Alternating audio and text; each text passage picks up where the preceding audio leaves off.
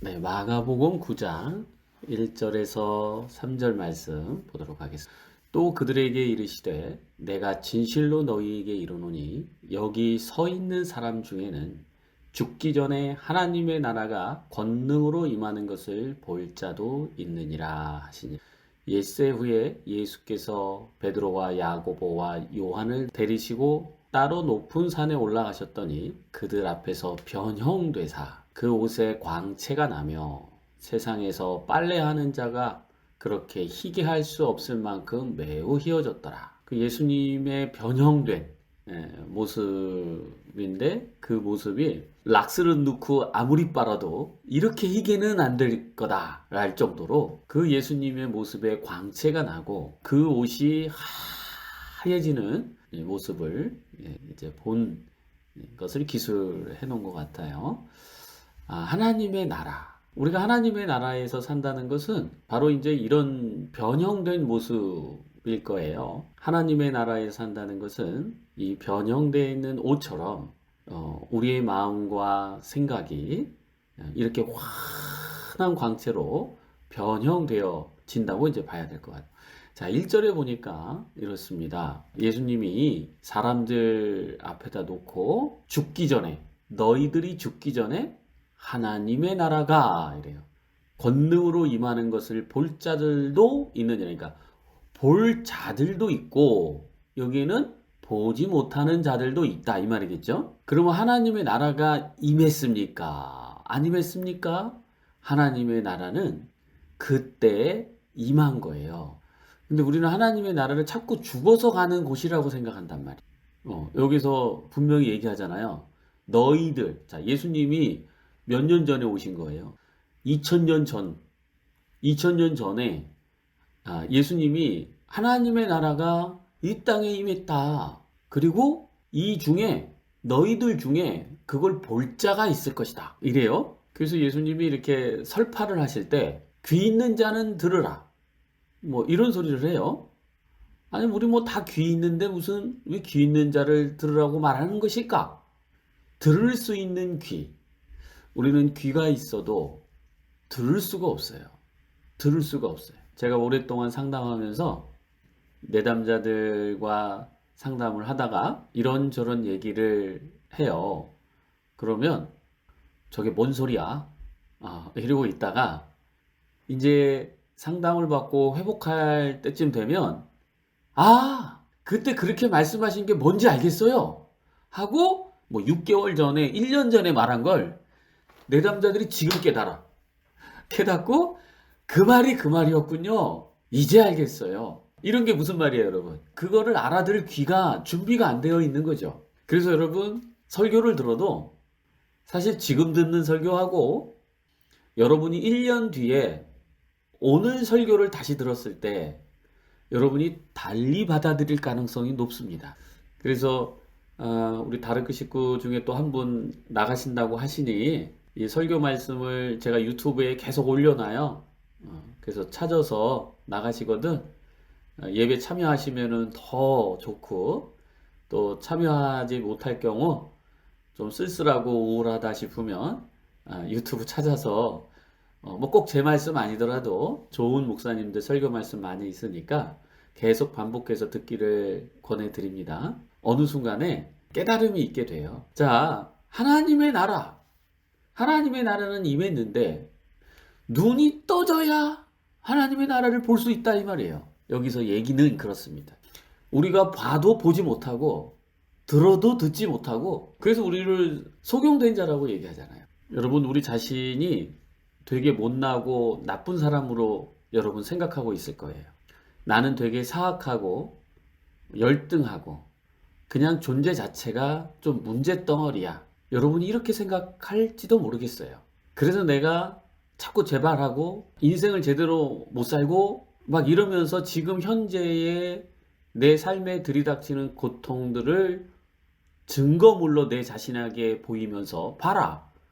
너가 지금 형편없잖아. 그러니까 넌 이딴 식으로 살고 있지. 자, 이렇게 우리 자신에게 내 생각이 맞다는 증거를 여러분이 들이댈지도 몰라요. 제가 설명을 하나 해볼게요. 속용된 자가 길을 가다가 돌부리에 넘어졌어요. 그래서 무릎이 심하게 다치고 손바닥이 심하게 다쳤어요. 그 소경된 자가 이렇게 얘기해요. 이놈의 다리, 너 때문에 이 고장난 다리 때문에 내가 넘어졌어. 이 빌어먹을 다리. 자, 이렇게 말해요. 그 다음에 손바닥 넘어져가지고 손바닥 딱 다쳤으니까 피고름 나고 막 아파요. 내가 이렇게 약할 수밖에 없구나. 조금만 땅에 부딪혔다고 이 피가 나고 내가 이렇게 약하구나. 소경된 자가 이렇게 말해요. 여러분 어떻게 생각이 들어요? 이 말을 듣고? 소경된 자가 이렇게 말하는 게 맞나요? 틀리나요? 왜 틀리죠? 분명히 다리에 걸려 넘어졌고 손바닥에는 피가 나고 있고 고통을 느끼고 있는데 왜 이 소경된 자 말이 틀리죠? 왜 틀리는지 한번 여러분 말해 보세요. 이 소경된 자의 문제가 뭐예요? 다리가 문제예요? 손이 문제예요? 아니요. 바라봄에 있어서의 문제죠. 자, 우리가 그렇게 산다는 거예요, 지금. 우리가 되게 문제가 있는 것처럼 보이지만 우리의 문제는 딱 하나예요. 눈을 뜨고 있지 않다는 거. 그러다 보니까 좌충우돌 인생을 사는 거예요. 내가 나쁜 사람처럼 느껴지고 타인이 나쁜 사람처럼 느껴지고 세상은 나한테 공격하는 안 좋은 이기적인 인간들만 사는 것 같고 뭔가 내가 바라보는 세상이 있는 거죠. 우리가 소경이라는 사실을 알아야 하는데 나는 내가 보는 생각을 밖에 있는 것을 본다고 생각하니까 이것이 내가 지금 보고 있다고 이제 착각을 하는 거예요. 이 내 생각 속에 갇혀 있다 보니까 하나님 나라를 볼 수가 없는 것이고 하나님 나라가 권능으로 임한다는 것은 성령이 오겠다는 거예요, 이제. 성령이 우리 마음에 오고 성령이 뭐 하는 기능이에요? 깨닫고 알게 하는 기능을 얘기해요. 그러니까 하나님 나라를 볼 수 있는 사람은 깨달음이 있어야 된다 이 말이에요. 깨닫게 될 때 이게 아니었구나. 우리 강기님이 다르크 할 거다 그 사람이. 근데 여기서 뭐 다르크 있어 보지도 않은 사람이 뭘 다르크 하냐. 나의 작은 생각에 갇혀 있다가 그 사람의 얘기를 들어보면서 이런 것도 작은 깨달음이야. 작은 알아짐. 그렇구나. 내가 내 생각에 그냥 갇혀 있구나. 그리고 타인의 생각을 받아들일 수 있다는 것. 이 또한 우리가 우리 자신을 깨닫게, 그러니까 이렇게 확장시키는 거죠. 우리 마음을, 우리의 의식을. 그러니까 우리는 이런 식으로만 봐요. 세상을. 그리고 깨닫는다는 것은 이렇게만 보는 것을 이만큼 보고, 이만큼 보고, 이만큼 보고, 이만큼 보게 된다는 거예요. 근데 이렇게 보면, 내가 알고 있던 세상이 아니었네? 내가 알고 있던 내가 아니었네?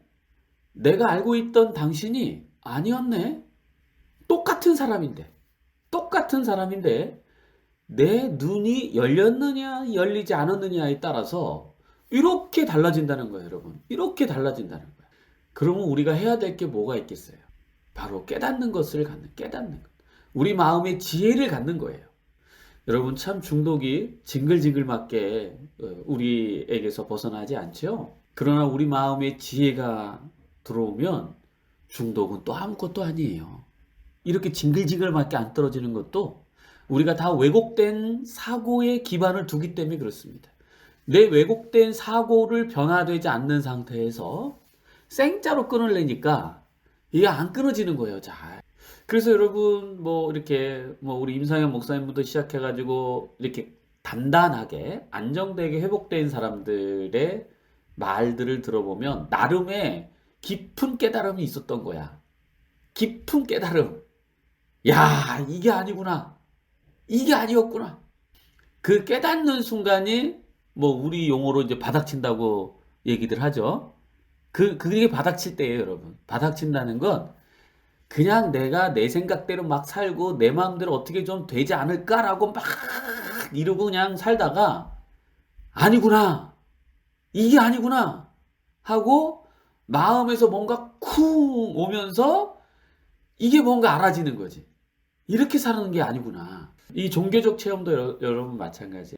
이 종교적 체험이 올 때는 우리에게 굉장히 강하게 와요. 근데 이 종교적 체험이 말씀과 지혜의 어떤 형태보다는 약간 감정과 정서적으로 오는 가능성이 많아요. 그러다 보니까 유지가 안 돼. 조금만 스트레스 받고, 조금만 이제 시간 지나서 있다 보면 내 생각이 또 그대로 올라와요. 그러다 보니까 막 봤다 들었다 막 이렇게 체험을 한 사람들이 자꾸 넘어지는 이유도 이런 이유예요. 말씀의 반석, 내 마음의 지혜의 깨달음을 갖게 되면서 새로운 시각이 열리고 그 시각으로 나와 타자를 지속적으로 바라볼 수 있을 때 우리가 안정된 이제 회복의 어떤 열차를 타고 그 목적지에 이제 가겠죠.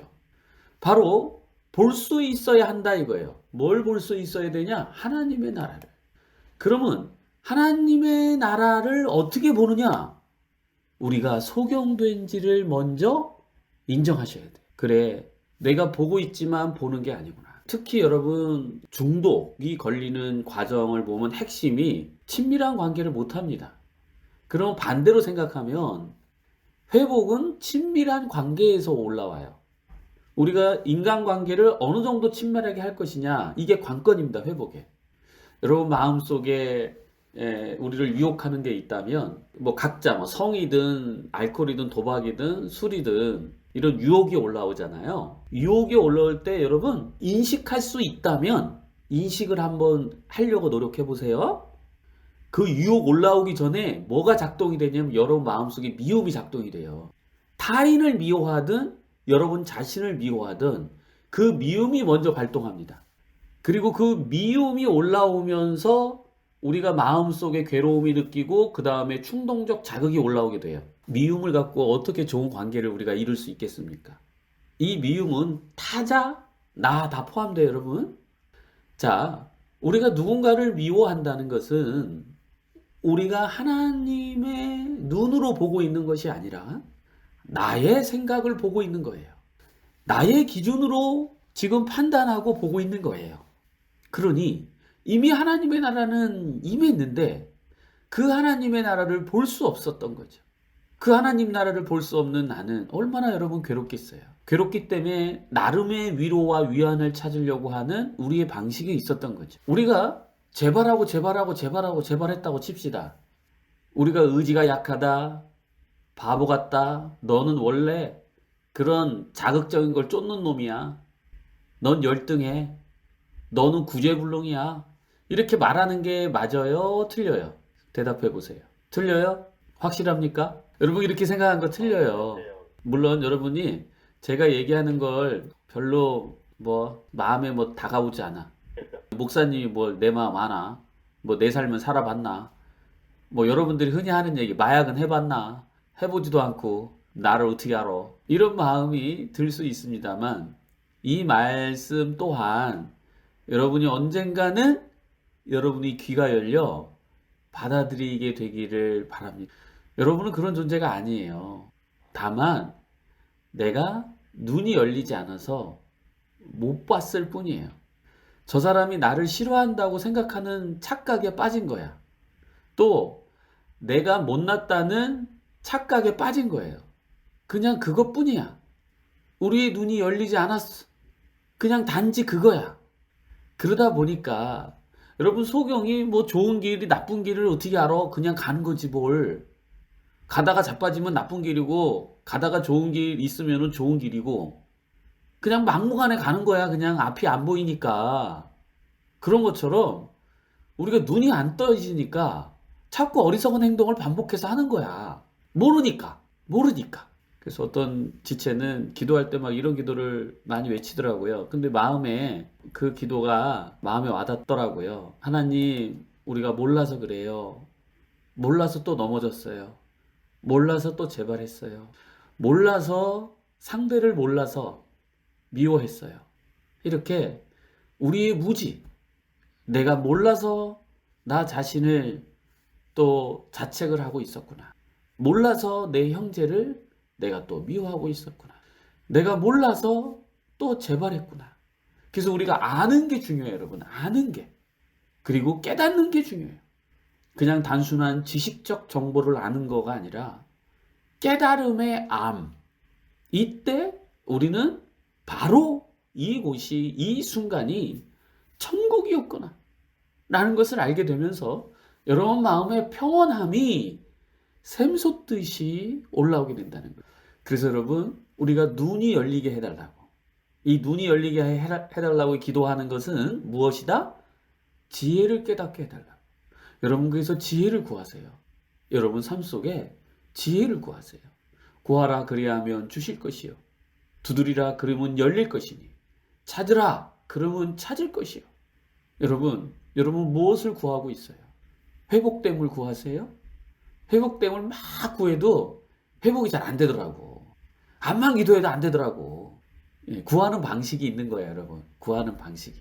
그러니까 회복시켜주세요라고 아무리 기도해도 잘 안 되는 이유가 이런 거죠. 회복을 시켜주는 자는 하나님이 아니라 우리 자신이에요. 그러면 이런 거죠. 내가 나로서 지금 회복시킬 수 있는 방법을 몰라. 그러면 어떻게 해야 돼요? 회복하는 방법을 알면 되잖아. 여러분이 회복하는 방법을 알면 되는 거예요. 그게 무엇이냐면 바로 깨달음이에요. 지혜야, 지혜.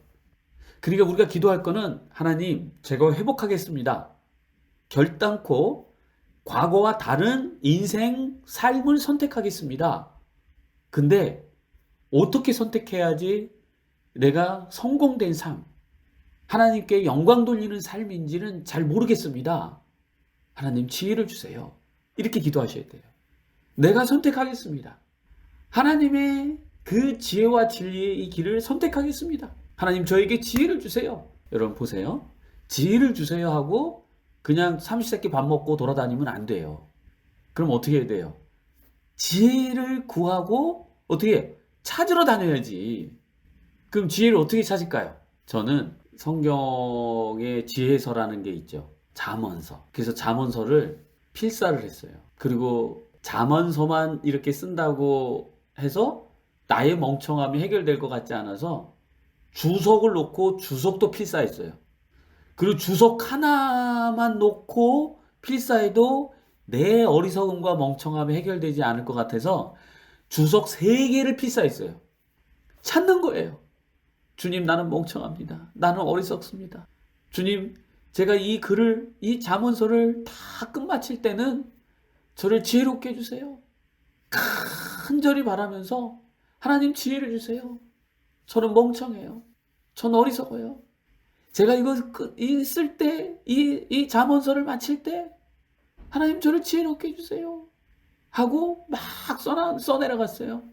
근데 도대체 지혜가 뭔지 모르겠더라고. 아무리 써내려가도 뭐가 내가 지혜로운 생각도 안 들고 그냥, 근데 이제 뭐 찾아야 두드리고 해야 되니까 그냥 한 거예요. 막 한 거야. 근데 그때 당시는 지혜라는 걸 잘 못 깨달았지만 저한테 말씀을 주신 게 있어요. 저를 확 변화시키게 했던 그 말씀이 저의 죄를 너무 리얼리티하게 깨닫게 하시더라고요.